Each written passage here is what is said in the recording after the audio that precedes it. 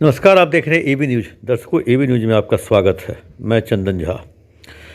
पटना का चर्चित कांड और चर्चित कांड को लेकर के जितनी राजनीति पटना से दिल्ली तक हो गई, उसके बावजूद भी कहें जो इस केस का अनुसंधान अभी तक पूरा नहीं हुआ है और उस केस को क्रैक नहीं किया जा सका है। और इसको लेकर के एसआईटी की टीम भी लगी हुई है। एसआईटी बने हुए भी 25-26 दिनों से अधिक हो गई और प्रतिदिन इसकी मॉनिटरिंग कहें जो डीजीपी लेवल से की जा रही है। और उसके बावजूद भी जो एसआईटी के लोग हैं वो कहीं ना कहीं कुछ मिस कर रहे हैं, जो इनकी नज़रों से के सामने से गुजर जा रहा है, जो जिस पर उनकी नज़र नहीं पड़ रही है। वैसे एसआईटी के कामकाज को लेकर के अब पिछले 1-2 दिनों से बिहार के पुलिस के मुखिया भी खासे नाराज़ दिख रहे हैं। उन्होंने एसआईटी के कामकाज के तौर तरीके, जब उन्होंने खुद एसआईटी बनाने का निर्णय लिया, एसआईटी का जिम्मा पटना के आईजी को दिया गया और हर दिन उसकी जो कहें मॉनिटरिंग डीजीपी खुद कर रहे हैं। एडीजी जो कहें डॉक्टर अमित कुमार जैन भी कर रहे हैं। खुद वो पेशे से डॉक्टर भी हैं, अच्छे डॉक्टर हैं, और वो खुद कमज़ोर वर्ग के एडीजी हैं, तो इसलिए खुद भी मॉनिटरिंग कर रहे हैं। मतलब आईजी से लेकर के एडीजी और डीजी स्तर के लोग इस केस के अनुसंधान में लगे हुए हैं और उसके बाद भी इस केस का अनुसंधान अभी तक पूरा नहीं हो सका। प्रतिदिन डीजीपी बुलाते हैं और डीजीपी ही निर्देश देते हैं, उसके आधार पर कार्रवाई होती है। डीजीपी ने निर्देश दिया तब जाके रोशनी सस्पेंड हुई, हेमंत झा सस्पेंड हुए कदम कुआं वाले। डीजीपी ने कहा जो इसके डेट ऑफ बर्थ का सत्यापन कराया जाए, मैट्रिक के सर्टिफिकेट, आधार कार्ड का, इन सब को लेकर तब एसआईटी करवाना स्टार्ट करती है। डीजीपी ने कहा ब्लड सैंपल, तब लोग ब्लड सैंपल लेते हैं। डीजीपी ने कहा जो नीट का जो मार्कशीट है वो अभी तक क्यों नहीं आया, तब डीजीपी बोलते हैं जो एनटीए से लीजिए। मतलब एक एक स्टेप अगर डीजीपी बोलेंगे तभी एसआईटी करेगी।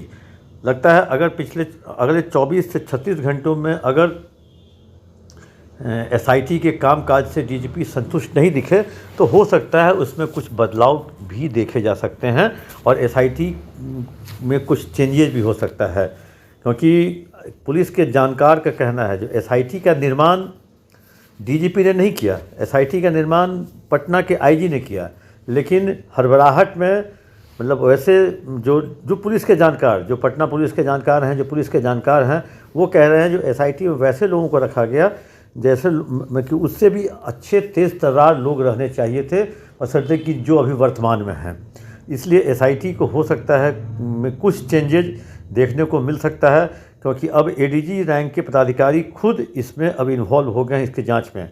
कल एडीजी के कमज़ोर वर्ग के, मतलब उसको कह लीजिए सीआईडी डॉक्टर अमित कुमार जैन ने 67 पॉइंट का एक निर्गत किया है आदेश। मतलब इन बिंदुओं पर, इन 67 मुद्दों पर जांच करने का निर्देश एसआईटी को मिला है। अब इतने तरह के लोग इसमें सम्मिलित हैं, उसके बावजूद भी एसआईटी कहें जो अपने फलाफल पे नहीं पहुंच सका है। इतना ही नहीं, कल एक सीसीटीवी फुटेज में एक बहुत मार्के की चीज़ डीजीपी ने पकड़ी। वो लड़की, वो छात्रा जो है, वो बड़े बैग लेकर के पटना से अपने गांव जाती है। नाम नहीं लेंगे गांव का, क्योंकि पॉक्सो एक्ट में आइडेंटिटी नहीं क्लोज करना है, तो कहाँ जाती है, कैसे चली जाती है। बड़ा बैग लेकर के वो अपने गांव जाती है और गांव से छोटा सा जूट का कैरी बैग लेकर के वो पटना आती है।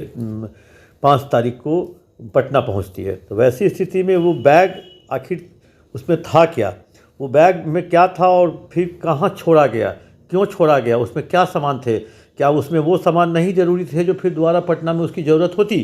तो वैसी स्थिति में फिर डीजीपी ने उस मुद्दे पर जांच करने के लिए कहा है, जो वो बैग कहाँ है, बड़ा सा बैग कहाँ है।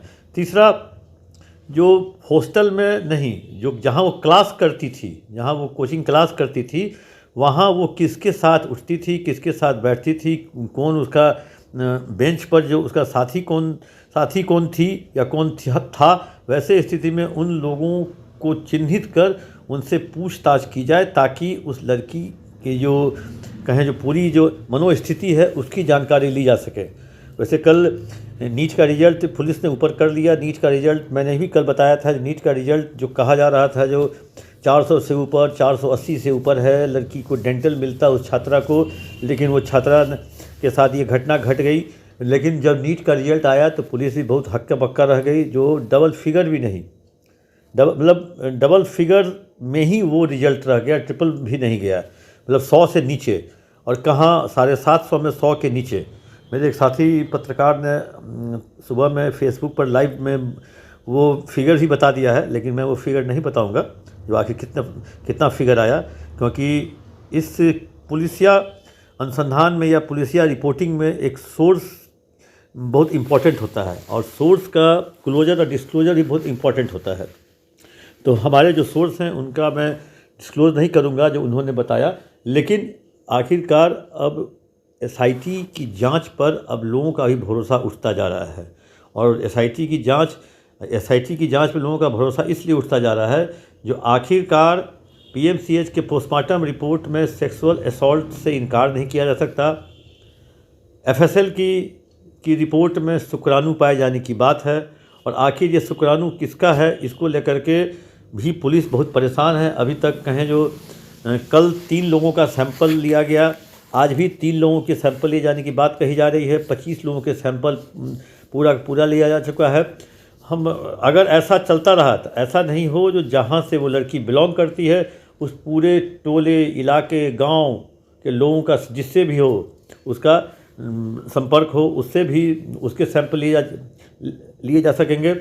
और वैसे आज एक नया डेवलपमेंट है, जो जहाँ लड़की का इलाज हुआ वहाँ के हॉस्पिटल के वार्ड बॉय या जो कहें लैब असिस्टेंट या नर्स, उन सभी के मोबाइल को जब्त किया गया है, उनको फॉरेंसिक लैब भेजा गया है। उस डेट का 6 तारीख से लेकर 10-11 तारीख तक के उन सारे लोगों के मोबाइल का call details, WhatsApp chat, message को कहें जो निकाला जाएगा और पता किया जाएगा जो आखिर क्या बात है, इन लोगों की भी तो कोई संलिप्तता है कि नहीं है।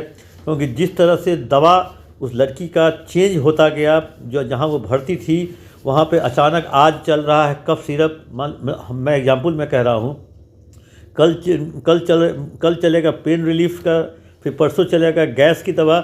अचानक तेज़ी से जिस तरह से दवा बदला गया प्रिस्क्रिप्शन पे, जो उसके डिस्चार्ज समरी रिपोर्ट है, जो उसके मेडिकल रिपोर्ट, जो उसका मेडिकल जो डिस्चार्ज स्लिप नहीं, जो बेड स्लिप कह लें, उस पर उसका जब अवलोकन किया गया है तो ये पुलिस को ये जानकारियाँ मिल रही हैं जो आखिर इतनी तेज़ी से दवा का बदलाव क्यों किया, दवा क्यों बदला गया। इन सारे मुद्दों पर एसआईटी लगातार नज़र, क्योंकि इस पूरी टीम में 2 डॉक्टर भी हैं, एक डॉक्टर अमित जैन एडीजी कमज़ोर वर्ग, एक डॉक्टर अनु, वो भी एमबीबीएस की डॉक्टर हैं। ये लोग उसको डिकोड कर रहे हैं जो आखिर क्यों इस तरह से चेंजेस किया गया, आखिर क्या बात था जो लड़की की जो दवा थी इलाज के दौरान इतनी तेज़ी से, इतने जल्दी में क्यों बदले जा रहे थे। इन सबों को लेकर के पुलिस अभी भी अपनी छानबीन कर रही है, लेकिन जिस तरह से बिहार के डीजीपी एसआईटी के कामकाज को लेकर के काफ़ी नाराज़ दिख रहे हैं, और उसके जो मॉनिटरिंग सही से नहीं हो रही है, इसको लेकर के जो नाराज़ दिख रहे हैं, हो सकता है डीजीपी अगले कुछ घंटों में, या हो सकता है अगले कुछ घंटों में, घंटों के बाद तो सुबह हो जाएगी, सरकार खुल जाती है 9:30 बजे, तो अगले कुछ घंटों में या 12 से 14 घंटों में सरकार कुछ या पुलिस मुख्यालय निर्णय ले सकता है। एसआईटी में कुछ चेंजेज देखने को मिल सकता है दर्शकों। तब तक ले दीजिए इजाज़त, देखते हैं हम आप आखिर क्या होता है एसआईटी में, चेंज होता भी है कि नहीं भी होता है, क्या एसआईटी किस मोड़ पे पहुंची, क्या एसआईटी इस केस को क्रैक कर लेगी कि नहीं कर लेगी। इन सारे प्रश्न का जो उत्तर है अभी एसआईटी के पास है। हम आप दोनों इंतज़ार में रहेंगे, तब तक के लिए दीजिए इजाज़त। आप अपना कमेंट बॉक्स में ज़रूर दें। वैसे दर्शकों, आपका कमेंट पढ़ने में मज़ा आता है, और आपका कमेंट जो मेरे बारे में रहता है या जो भी क्योंकि जिसके भी बारे में जो भी इस तरह के यूट्यूब पर खबर प्रसारित करते हैं, उन सब के बारे में कमेंट बड़ा मज़ेदार होता है और पढ़ने में बड़ा अच्छा भी लगता है। धन्यवाद।